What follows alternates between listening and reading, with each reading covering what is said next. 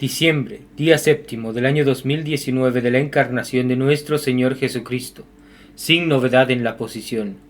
La silla del bienaventurado Pedro continúa vacante desde la muerte de su santidad Pío XII, el 9 de octubre de 1958. San Ambrosio, obispo y doctor de la Iglesia.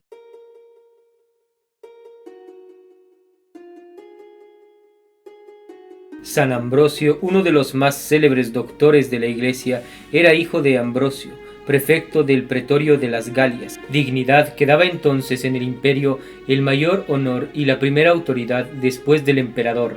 Nació el año de 340 en la ciudad de las Galias, donde residía entonces su padre, esto es en Arles, o en Trevris, o en León. Su nacimiento fue acompañado de un presagio seguro de su futura elocuencia, pues estando aún en la cuna, entró en el cuarto un enjambre de abejas, y revoloteando alrededor de él parecía que entraban en su boca, y salían unas tras otras. Corrieron a echarlas de allí, pero el padre, que se hallaba presente, no dudando que hubiese en esto algún misterio, lo impidió, quiso ver el fin de este prodigio. Pasado un rato salió el enjambre por la ventana y se elevó por el aire tan alto que le perdieron de vista. Al ver esto dijo el padre que su hijo sería un día alguna cosa grande si Dios le conservaba la vida. Le educaron con cuidado y su educación correspondió a la piedad de sus padres y a la nobleza de su nacimiento. Logró la dicha de tener una madre todavía más distinguida en el mundo por su eminente piedad que por lo elevado de su condición. De 3 hijos que tuvo, no hubo uno que no haya sido santo. Su hija, que era la mayor de los 3, fue Santa Marcelina, su hijo mayor fue San Sátiro, y el menor de todos, que era Ambrosio, lo sobrepujó en méritos y en santidad a todos. Ambrosio se mantuvo en las Galias hasta la muerte de su padre, después de la cual se fue con su madre a Roma, no teniendo más que 4 o 5 años de edad. Viendo un día que su madre y su hermana besaban la mano al obispo, que probablemente era el Papa San Julio, les presentó también, por modo de juego, la suya para que la besaran, diciendo, aunque de chanza, que había de ser obispo. El suceso hizo ver que quien hablaba entonces en él era el Espíritu Santo. El niño Ambrosio mostraba ya en sus más tiernos años un genio tan vivo, tan despejado y tan superior a todos los años de su edad, que procuraron aplicarle con tiempo el estudio de las bellas letras. A poco tiempo, el niño Ambrosio mostraba ya en sus más tiernos años un genio tan vivo, tan despejado y tan superior a todos los de su edad, que procuraron aplicarle con tiempo al estudio de las bellas letras. A poco tiempo se habilitó en la lengua y en las ciencias de los griegos, y particularmente en la elocuencia, que era entonces la principal ocupación de los jóvenes de calidad que aspiraba a los empleos del imperio. Habiendo su hermana Marcelina hecho profesión de virginidad y recibido el velo de mano del Papa Liberio, Ambrosio quedó admirado y movido de este ejemplo doméstico, y juntando la piedad al estudio, vino a ser el mancebo más cabal que se conocía en Roma. Se adquirió la amistad de Ancino Probo, prefecto del pretorio. Preoró algún tiempo en su tribunal, con tal elocuencia y majestad que Probo le eligió por su asesor, y poco tiempo después le nombró gobernador de la Emilia y de la Liguria, que comprendían todo el país conocido hoy bajo el nombre del Milenesado, Genovesado, Piamonte, Parmesado, Boloñés, el Modenés y el estado eclesiástico. Luego que el emperador Valentiniano hubo confirmado esta elección, a que añadió las insignias del consulado, el prefecto Probo dijo a Ambrosio cuando partía para su gobierno: ve y obra, no como juez sino como obispo, queriendo darle a entender con esto que un gobernador debe ser padre del pueblo por su afabilidad y por su dulzura. Ambrosio para esto no tuvo que hacer otra cosa que seguir su natural. Se portó con tanta cordura y supo ganar tan bien los corazones de todos que se respetaba hasta el solo nombre de Ambrosio. No había sido 1 o 2 años que estaba en Milán, cuando el año de 374 murió Augencio, obispo arriano, a quien el emperador Constancio había entrometido en aquella iglesia, se movió una gran disputa entre los arrianos y los católicos de Milán sobre la elección de sucesor, queriendo cada uno de los dos partidos poner en la cátedra episcopal un sujeto de su comunión. Creyó Ambrosio que como gobernador debía ir a la iglesia. En efecto fue, y arengó al pueblo sobre la elección con tanta elocuencia que llevó todos los espíritus a la paz y tranquilidad pública. Apenas acabó de hablar, un niño exclamó en medio de la iglesia: «Ambrosio obispo». Este grito se tomó como una voz del cielo, y toda la multitud se puso a repetir por 3 veces con grande aplauso: «Ambrosio es nuestro obispo». Lo que hay más que admirar aquí es que todos los espíritus se unieron en este punto, como por milagro, por más que fuesen de diversa secta, y todos convinieron en pedirle, aunque era magistrado y no era todavía sino catecúmeno. Todos reconocieron la voz de Dios en esta unanimidad. Ambrosio solo fue el que no quiso reconocerla. Nunca habló con más fuerza y elocuencia que para defenderse de admitir el obispado. Sus razones, sus ruegos y sus mismas lágrimas, sus renuncias fueron en vano, por lo cual huyó y se escondió. Pero Dios, que le había escogido para ser una de las más brillantes lumbreras de la iglesia y el modelo de los más santos prelados, permitió que, habiendo salido de la ciudad en medio de la noche para retirarse a Pavia, cuando creía haber caminado mucho, se encontrase al amanecer a la puerta de Milán. Halló medio de ocultarse en la campaña, en casa de uno de sus amigos, pero fue descubierto por el mismo que le había franqueado este retiro. Sin embargo, empleó todos los artificios imaginables para que no tuviera efecto la elección. Aparentó una gran severidad y aún quiso dar a entender que era de costumbres no buenas, pero conociendo el pueblo que todo era fingido, no mudó de determinación. Enviaron al emperador Valentiniano una fiel relación de todo lo que había pasado, y este príncipe, que estaba entonces en Tréveris, se llenó de gozo al ver que le pedían por obispo al que él había enviado por gobernador. Mandó a Itálico, vicario de Italia, que procurará que Ambrosio se ordenara y consagrara cuanto antes. No pudiendo éste dudar más que fuese esta la voluntad de Dios, recibió el bautismo de mano de un obispo católico, como lo había pedido expresamente. Recibió después todos los sagrados órdenes, y fue solemnemente consagrado obispo el día 7 de diciembre del año 374, a los 25 de su edad. Luego que Ambrosio se vio obispo, distribuyó a la iglesia y a los pobres todo el oro y plata que tenía, y donó a la iglesia todas sus tierras. Asimismo se impuso 3 obligaciones particulares, de las que jamás se dispensó: la primera, de no pasar día alguno sin decir misa; la segunda, de predicar todos los domingos el evangelio a su pueblo; y la tercera, de no omitir nada de cuanto podía contribuir para hacer florecer la religión y destruir la herejía. El estudio de la religión fue el único estudio en que se ocupó mientras fue obispo. Pasaba una parte de la noche y todos los ratos que podía hurtar a los negocios por el día en meditar las verdades de la Sagrada Escritura y en leer los escritos de los padres. Los de San Basilio el Grande fueron muy de su gusto. Trabó una grande amistad con este incomparable doctor, y los 2 grandes santos se correspondieron por cartas toda la vida.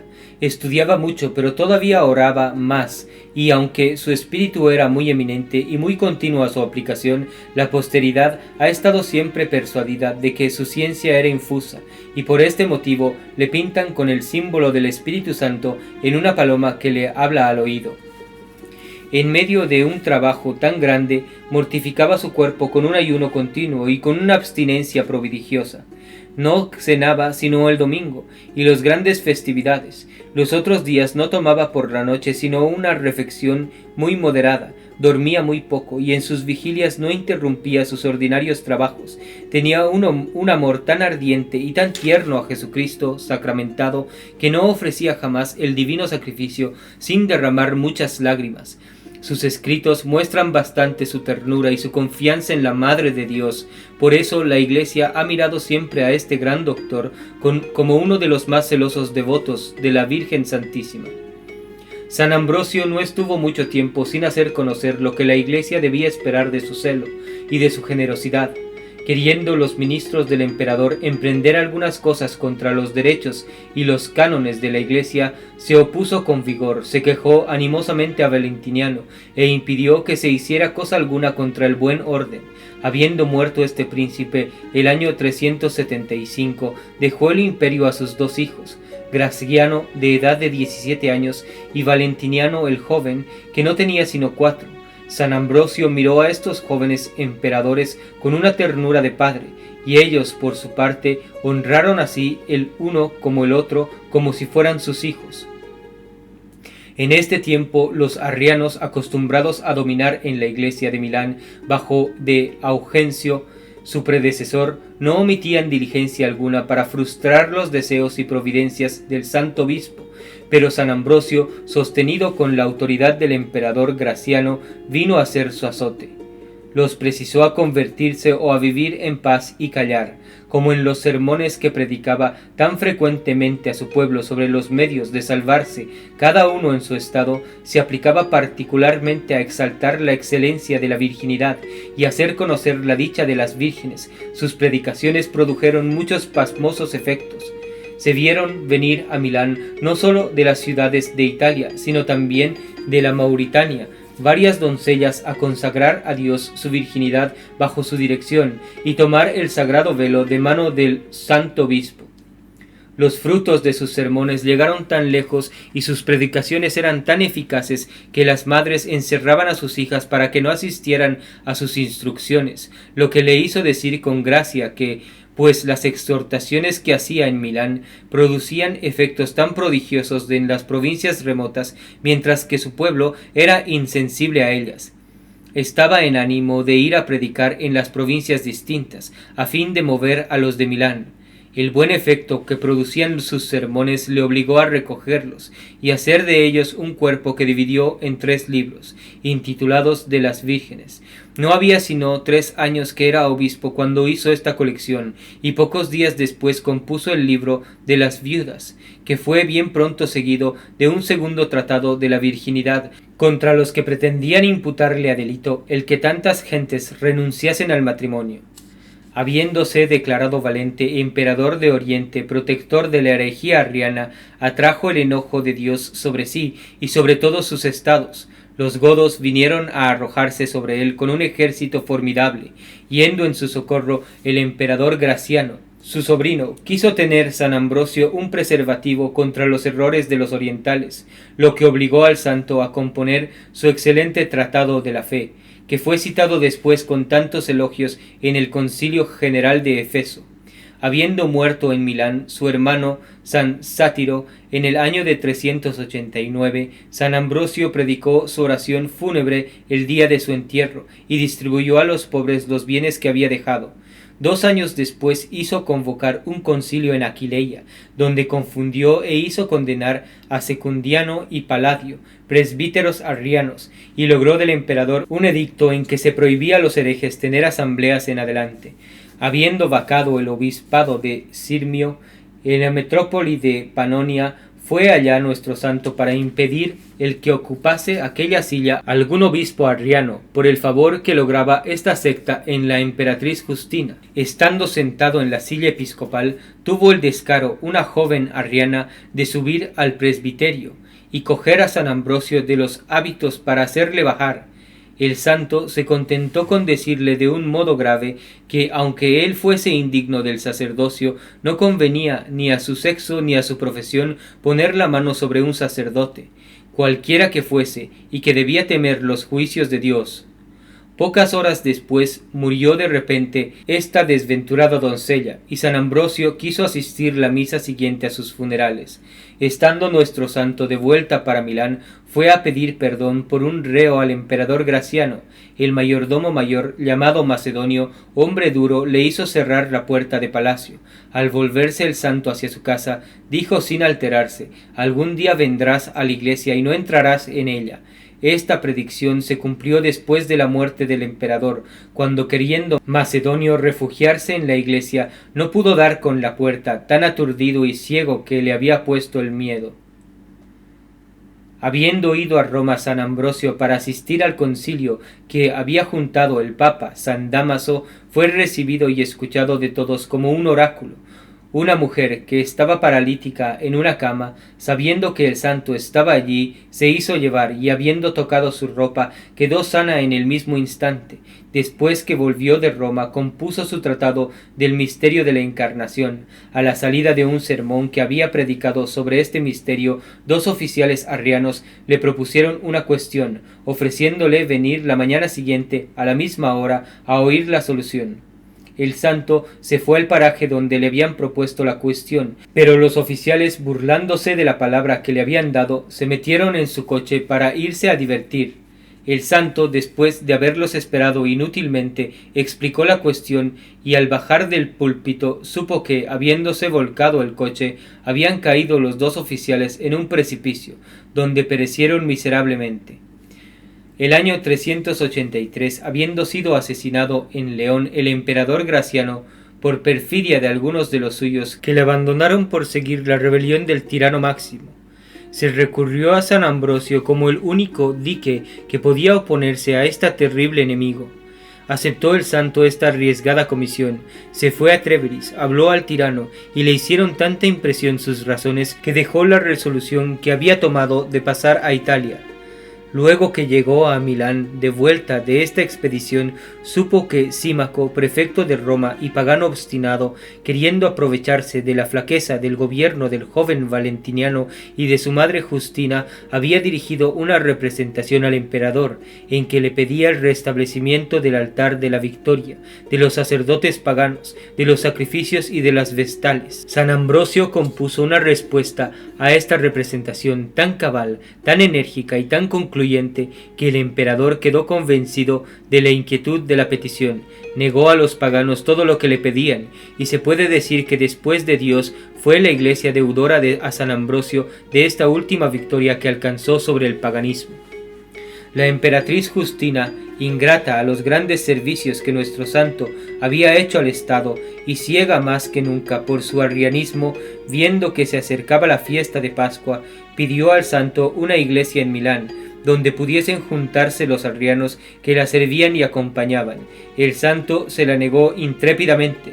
La emperatriz mandó, amenazó e hizo ocupar la basílica porciana en nombre del joven emperador, pero el santo permaneció inflexible, y fue menester que la ira de la emperatriz cediese a su intrepidez. El eunuco Calígono, camarero mayor del emperador arriano declarado, tuvo la insolencia de decir al santo obispo que le cortaría la cabeza si proseguía en menospreciar las órdenes de su majestad. El santo se contentó con responderle que si Dios le permitía cumplir su amenaza como él lo deseaba, Ambrosio padecería como obispo y Calígono obraría como eunuco. El año siguiente se declaró abiertamente la persecución, en la que Justina no guardó más medidas, resuelta a emplear todo su poder para restablecer el arrianismo en todo el milenesado. Amenazó arrojar de sus sillas a los obispos si no recibían los decretos del concilio de Rímini, y publicó una ley en nombre del emperador su hijo para autorizar las juntas de los arrianos. Benévolo, secretario de Estado, inviolablemente adicto a la fe católica, quiso más perder su empleo que extender y firmar este dicto. Mercutino, escita de nación, obispo arriano, a quien los herejes habían nombrado obispo de Milán por la facción arriana, y el que, desacreditado por sus delitos, había mudado su nombre de Mercutino en el de Augencio, que estaba en veneración entre los arrianos, extendió y dirigió este dicto. La emperatriz, hallando a San Ambrosio contrario en todo a sus perniciosos designios, determinó pervertirle o arrojarle de su silla, y mandó decirle que escogiera jueces y árbitros por su parte, como Augencio lo había hecho por la suya, para que la causa de entrambos fuese juzgada por el emperador en su consejo, que si no adhería a este convenio no tenía que hacer sino retirarse y ceder su silla episcopal a Augencio. San Ambrosio hizo presentar una respetuosísima representación sobre todos los capítulos, y añadió que según el edicto de Valentiniano su padre, en las causas de fe el juez no debe ser de inferior condición que las partes, que a los obispos tocaba juzgar a los emperadores cristianos en las causas de religión, pero que nunca habían tenido facultad los emperadores cristianos para juzgar a los obispos, y que el lego no debe echar jamás la mano al incenciario.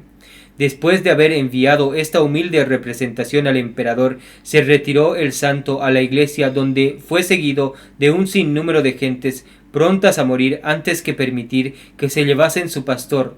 La iglesia fue cercada de soldados, que no se quitaban de día ni de noche. Entonces fue cuando nuestro santo, para entretener santamente a los fieles, compuso muchos himnos que hacía cantar a 2 coros, mezclados con salmos. La emperatriz, temiendo una sedición, dejó de perseguirle, y Dios consoló a nuestro santo, descubriéndole las reliquias de los 2 santos hermanos mártires, Gervasio y Protasio, lo que aumentó la rabia y el despecho de la emperatriz Arriana. Un cierto Eutimio, que hacía un año tenía dispuesto el carruaje en que debía ser llevado nuestro santo, fue puesto en él para ser conducido al destierro, y San Ambrosio le dio, por pura caridad, el dinero necesario para el viaje. Durante esta calma continuó el santo en dar instrucciones al pueblo, y siempre con mayor fruto. La conversión del gran San Agustín es una de las conquistas que hará eternamente una de las más bellas partes del elogio de nuestro santo. Se cree que fue por este tiempo cuando los 2 grandes santos compusieron el célebre cántico Te Deum Laudamus, que hacían cantar a 2 coros en las asambleas de los fieles, para dar gracias a Dios por la calma no esperada que había dado a la iglesia de Milán y por la victoria conseguida sobre la herejía arriana. A pesar del odio que tenía la emperatriz a San Ambrosio, necesitó en él en las apretadas urgencias del estado. Recurrió al santo y le pidió que volviera a verse con el tirano Máximo. El santo aceptó esta peligrosa comisión. Fue a Tréveris y habló a aquel príncipe con una libertad y con una intrepidez cristiana que pasmó al tirano. Máximo le respetó, pero como había determinado entrar en Italia a destronar a Valentiniano, hizo poco caso de las razones y representaciones de San Ambrosio. Sabiendo Justina que el tirano había pasado los Alpes, se retiró a Oriente con su hijo Valentiniano, y fue a arrojarse entre los brazos del gran Teodosio. Este gran príncipe los recibió benignamente y les dijo claramente que su desventura no tenía otro principio que la protección que habían dado a los arrianos, en lugar de escuchar y sostener a los obispos católicos. El emperador Teodosio pasó con un ejército a Occidente, atacó a Máximo, le derrotó enteramente y restableció Valentiniano en el trono. Apenas este gran príncipe hubo conocido a San Ambrosio, cuando le estimó, le honró y le veneró, pero si quedó prendado de su gran piedad, no quedó menos edificado de su firmeza en sostener los derechos de la Iglesia. Había consentido el emperador que se volviese a los judíos de Milán, su antigua sinagoga, a lo cual el santo obispo se opuso, pero nada da a conocer mejor que se sobreponía a todo respeto humano que aquella santa libertad con que habló al emperador después de la cruel matanza de Tesalónica. Los habitantes de esta desventurada ciudad, habiendo dado la muerte en una sedición a uno de los capitanes generales del emperador, le irritaron tan cruelmente que abandonó la ciudad a discreción de sus tropas, las que pasaron a cuchillo hasta 15.000 personas. Todo el mundo se horrorizó de una acción tan bárbara. San Ambrosio escribió a Teodosio una carta respetuosa pero viva para representarle la atrocidad de esta ejecución y moverle a penitencia. La carta hizo en el emperador el efecto que deseaba Ambrosio, haciendo que el emperador se manifestase arrepentido de lo hecho. Algún tiempo después, habiendo ido a Milán, este príncipe quiso entrar en la iglesia, mas el santo prelado le prohibió la entrada, presentándose ante el emperador y hablándole con respeto, mas con toda la autoridad que le daba su carácter sostenido de la santidad de su vida. El emperador le oyó con los ojos bajos, sin hablar palabra, hasta que habiendo acabado de hablar, Ambrosio le respondió: «Ya conozco mi culpa, y espero mucho en la misericordia divina». David añadió: «Esperó mucho en ella, y no experimentó jamás la confusión de haber esperado en vano, aunque cometió un adulterio y un homicidio. Vos le habéis imitado en su pecado», replicó el santo, «imitadle pues en su penitencia». Hizo el emperador lo que le aconsejaba Ambrosio, pues mirándose como excomulgado, estuvo 8 meses sin entrar en la iglesia, y Ambrosio no le absolvió de su pecado, ni le admitió a la participación de los divinos misterios, sino después de una penitencia pública. Teodoreto añade que el religioso príncipe, después de haber ido al ofertorio con los ojos bañados en lágrimas, fue a ponerse en el coro, y se quedó en el presbiterio. Habiéndolo advertido San Ambrosio, le preguntó si quería alguna cosa. El emperador respondió que aguardaba que llegara el tiempo de la comunión. El santo le envió a decir que sólo a los ministros sagrados les era permitido entrar en el lugar santo, que la púrpura podía ser príncipes, pero no sacerdotes, y que el presbiterio no era para los emperadores. Teodosio recibió la advertencia con humildad, salió fuera de la barandilla y se puso entre los legos, donde el santo obispo le hizo dar un puesto cual convenía a su clase y a su dignidad. Estando en Constantinopla, este príncipe algún tiempo después, y hallándose en iglesia un día de fiesta, salió del presbiterio después de la ofrenda, y habiéndole preguntado del patriarca Nectario por qué había salido del coro, respondió el emperador con un suspiro: hasta de poco tiempo a esta parte no he sabido la diferencia que hay entre el sacerdocio y el imperio. Apenas he podido hallar un hombre que me enseñase la verdad. No he conocido otro que Ambrosio, que lleve con justo título el nombre de obispo. Este príncipe tuvo toda su vida una idea tan alta de la prudencia y santidad del santo prelado, que al morir le recomendó sus hijos Honorio y Arcadio. Ningún obispo estuvo jamás en más alta reputación que nuestro santo. De todas las partes del mundo venían a verle, a consultar con él y a oírle. Le miraban todos como el general de los ejércitos del Señor, como el azote no sólo de los arrianos, sino también de todos los herejes de su siglo. Asistió y presidió muchos concilios, en los que confundió a Prisciliano, a Joviniano y a todos los otros enemigos de la fe. Sus escritos hacían tanto fruto en los países extranjeros como en Milán, y de todas partes se le consultaba como al oráculo de la Iglesia. Con un mérito tan eminente jamás se vio prelado más humilde. Su mansedumbre, su modestia, su afabilidad le hicieron dar el nombre del Padre del pueblo, y su caridad inmensa en el de Padre de los pobres. Después de haber dado todo su patrimonio, agotado sus rentas y vendido sus muebles para asistir a los miserables, vendió hasta los vasos sagrados para emplear el precio en rescatar los cautivos cristianos y aliviar los pobres durante la tiranía de Máximo. El año 396, Fritigila, reina de los marcomanos, pueblos de Germania que ocupaban lo que comprende hoy la Bohemia, habiendo oído hablar de San Ambrosio a un cristiano que había ido a Italia, quedó tan impresionada de todo lo que le dijo de él que no pudo dudar que la religión de Ambrosio fuese la verdadera. Creyó pues en Jesucristo y envió embajadores a Milán para pedir al santo que le diera algunas instrucciones por escrito y le señalase la regla que debía observar en su creencia y en su conducta, lo que ejecutó el santo en una admirable carta que le escribió en forma de catecismo. Esta princesa quedó tan prendada del santo que ella misma vino a Milán para tener el consuelo de verle y oírle, pero encontró que ya había muerto. Cayó enfermo en el mes de febrero del año 397. El conde Estilicón, amigo íntimo del santo, exhortó a todos los habitantes de Milán que pidiesen a Dios por la vida de un hombre que era tan necesario al bien del Estado y de la Iglesia.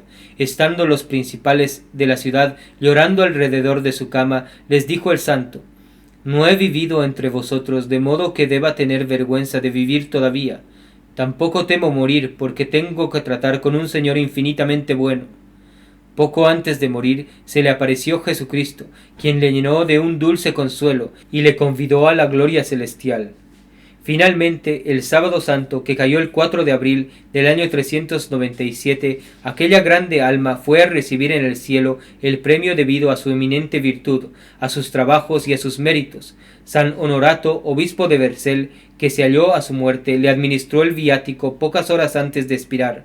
Sus funerales fueron una pompa célebre, por la cual se empezó a darle los honores debidos a los santos, y esta veneración se ha ido aumentando con los siglos. A más de su insigne piedad, de su celo infatigable y de sus raros talentos, tenía una ciencia tan llena de unción y de una dulzura tan particular en la expresión que le ha hecho dar el sobrenombre de doctor melifluo, o que destila miel, como murió en un tiempo que por lo común está ocupado con el oficio de la Pascua o de la Cuaresma, la Iglesia ha fijado su fiesta el 7 de diciembre, día de su consagración. Fuera de esta fiesta hay otra que se celebra en Milán el día 30 de noviembre, que fue el de su bautismo.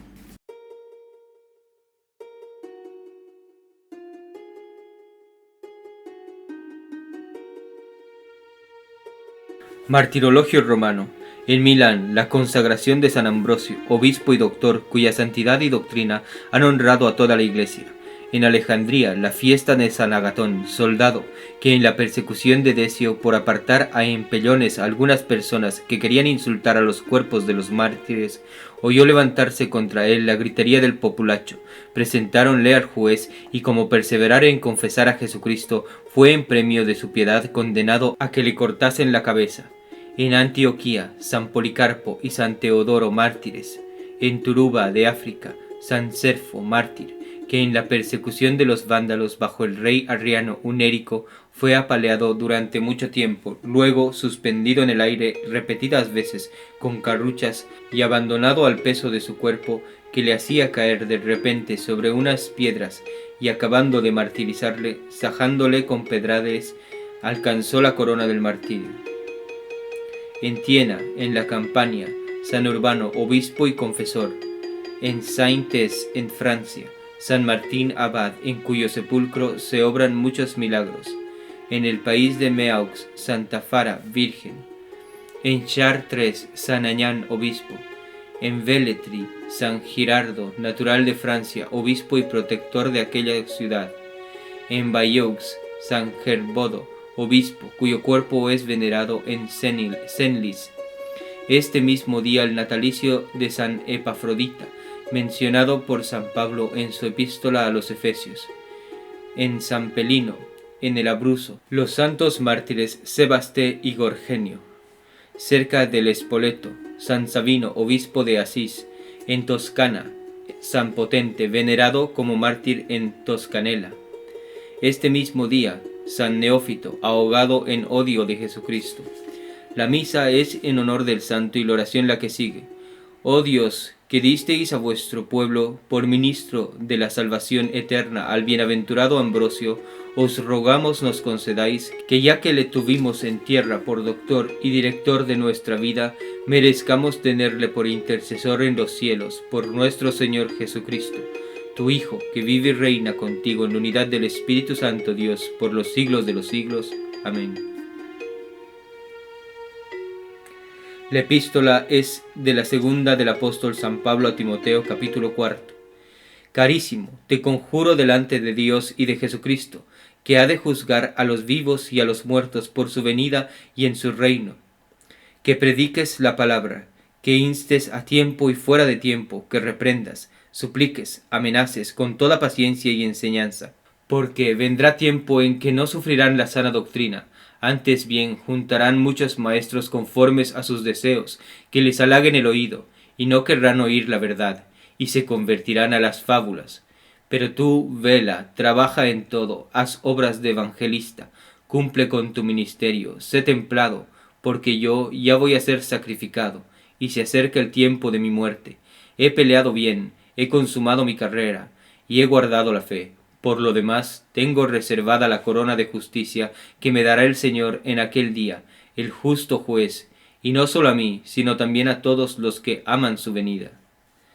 Nota: San Timoteo, discípulo muy amado de San Pablo, era de Licaonia y según parece de la ciudad de Listras.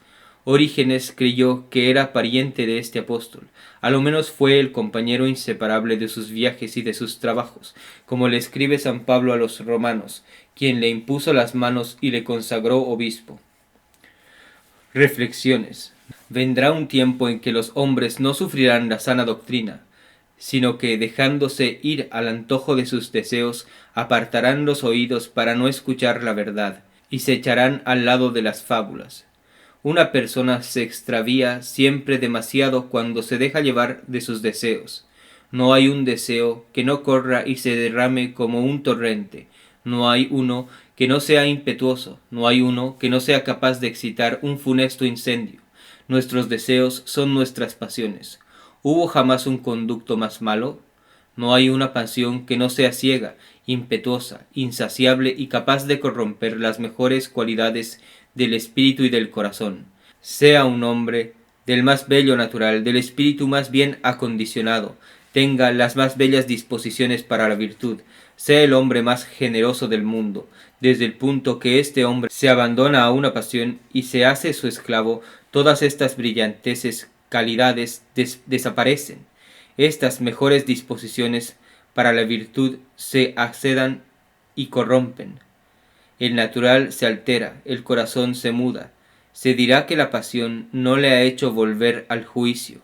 Buen Dios, ¿no hemos de abrir jamás los ojos? ¿Ha de durar siempre el encanto, la fe y la razón? ¿No han de hallar algún hueco para hacerse oír? Ignoramos que la pasión corrompe todo, y que todos nuestros desórdenes, nuestros mismos disgustos, nuestras inquietudes, nuestros pesares no tienen casi otro origen. Estando envenenada esa fuente, como en efecto lo está, ¿se puede dudar que sea vicioso todo el que viene de ella? Pero el colmo de la desgracia está en que no hay persona que por más abandonada que esté a la pasión, quiera persuadirse jamás que obra por pasión.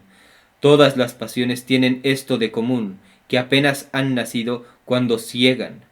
Estarán apoderadas del espíritu y del corazón, serán el primer móvil de la mayor parte de nuestras acciones, el alma será su esclava, y todavía creeremos estar exentos de sus violencias y de su tiranía. Y de aquí nace la dificultad casi insuperable de hacer volver de sus desbarros a una persona que se deja arrastrar de sus deseos. Porque si la ceguedad no fuera el efecto más natural de las pasiones, ¿cómo se podrían encontrar tantas gentes no destituidas enteramente de razón que cerrasen los oídos para no oír la verdad? ¿Cómo unas gentes con alguna sombra de buen juicio se habían de entregar a las fábulas y gustar de ellas? Sin embargo, esto es lo que hacen todos los que se dejan dominar de la pasión. A montones tenemos los ejemplos en los herejes de todos los siglos. La pasión es la madre de todas las herejías.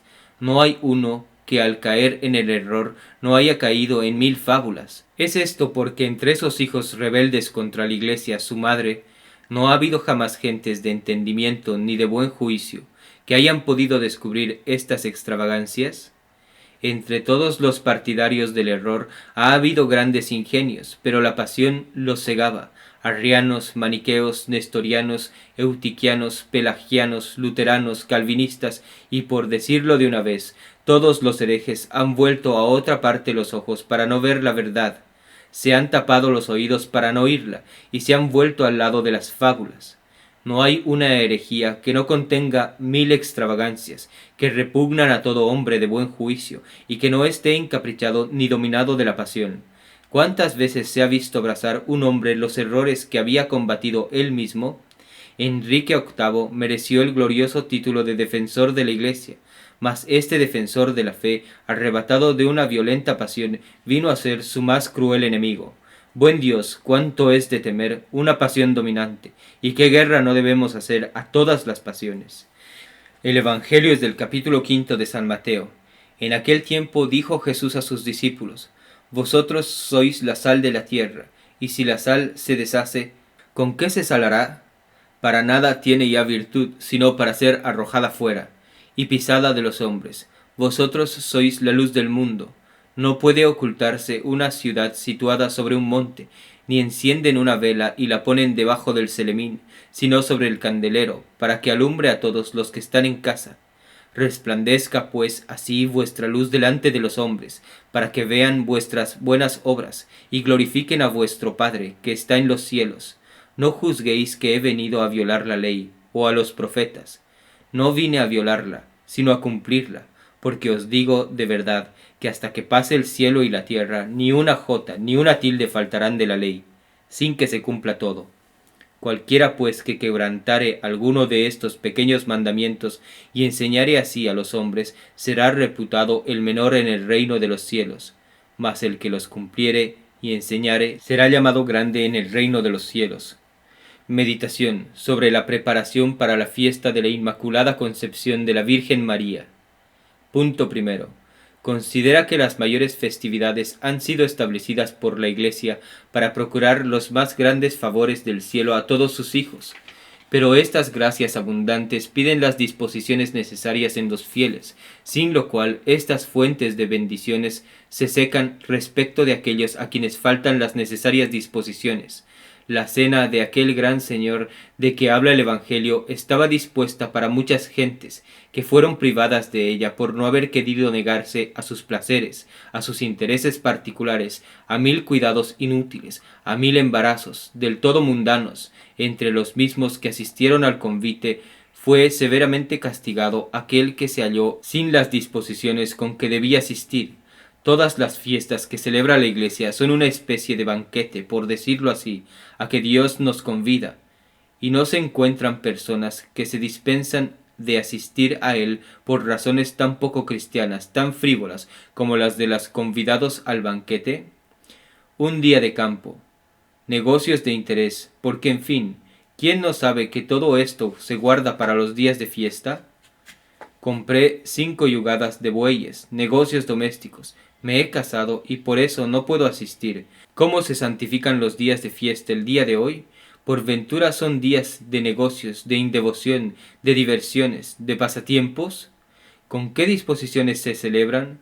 ¿Qué preparaciones se hacen la vigilia de las grandes festividades? Para una fiesta mundana, para una fiesta profana, se disponen muchos días antes, pero tratándose de una fiesta de religión, ¿quién hay que piense en ella ya desde la vigilia? ¿Por ventura se piensa en ella aún el mismo día? Debemos admirarnos de que estos días consagrados, de que estos días de bendición sean unos manantiales tan estériles.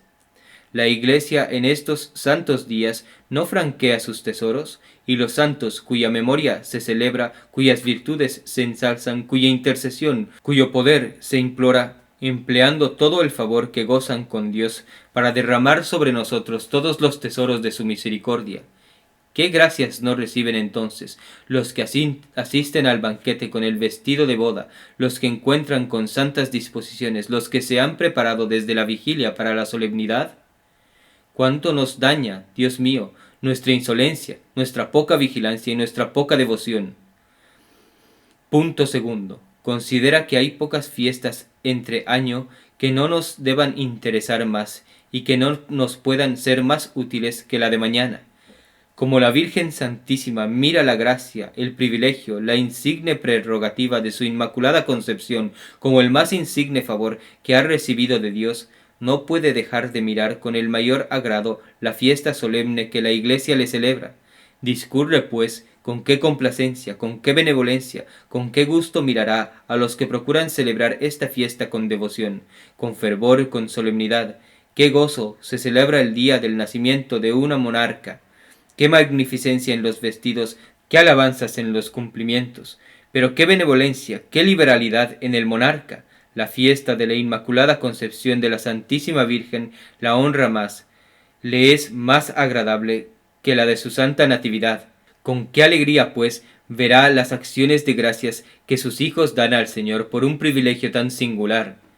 Con qué complacencia escuchará las súplicas que se le hacen. Con qué liberalidad derramará entonces los tesoros de las misericordias del Señor, de las que es la dispensadora.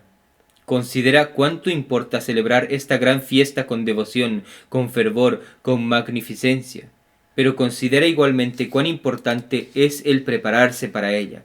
Si alguna excusa frívola nos impidiera en este día hacer nuestros obsequios de religión a la Santísima Virgen, si nos faltara el celo, el fervor y una santa impaciencia de mostrar a nuestra amada Madre la parte que tomamos en su gloria, si careciéramos del vestido de boda en un día tan solemne, si no distinguiéramos este día de todos los otros por una devoción particular, ¿qué pérdida no sería todo esto para nosotros? Estemos persuadidos de que no podremos dar mayor gusto a la Madre de Dios que honrando con un culto particular y con la más tierna devoción su Inmaculada Concepción y la gracia singular que recibió en aquel primer instante. Alcanzadme, oh Virgen Santísima, esta tierna devoción, para que os dé pruebas de mi amor, de mi respeto, de mi celo y de mi veneración. Desde hoy en adelante procuraré disponerme, como es razón, para esta grande festividad. Haced por vuestra intercesión que sea eficaz esta preparación. Jaculatorias. Hacedme ver en este día, Virgen Santísima, que sois mi madre. Alcanzadme de vuestro Hijo, que oiga las súplicas que le hago. No ceso, Señor, de implorar vuestra misericordia, ni cesaré de pediros que me miréis con rostro propicio, especialmente en este día. Propósitos. 1. Puesto que el fruto que podemos esperar de las mayores solemnidades depende de las disposiciones con que las celebramos, procura prepararte desde este día para la fiesta de la Inmaculada Concepción de la Santísima Virgen. Se viene a los ojos de la primera disposición necesaria es un corazón puro. Aplícate pues desde hoy a tener esta pureza por medio de una confesión más exacta y más perfecta que las regulares. Hermosea tu alma, por decirlo así, con algunas buenas obras, con alguna limosna, que darás con intención de prepararte para la fiesta de mañana, y como empieza desde las primeras vísperas de esta tarde, procura asistir a ellas, y si no puedes, suple este defecto con el recogimiento interior, el que puedes observar en medio del tumulto de tus empleos, pero haz cuanto puedas por pasar algún rato en oración esta tarde en la iglesia. 2. Procura exhortar a tus hijos, a tus criados, a tus inferiores a celebrar la fiesta de la Inmaculada Concepción con toda la devoción posible, haciéndoles conocer las grandes utilidades de esta devoción. Procura, sobre todo, disponer también todos tus negocios y tomar también tus medidas para mañana. Que no haya nada que te ocupe o distraiga. Es una santa preparación la de ayunar la vigilia de todas las fiestas de la Santísima Virgen, pero singularmente esta. Sé diligente en levantarte mañana temprano, aún más de lo ordinario, y haz que todo el día se pase devotamente.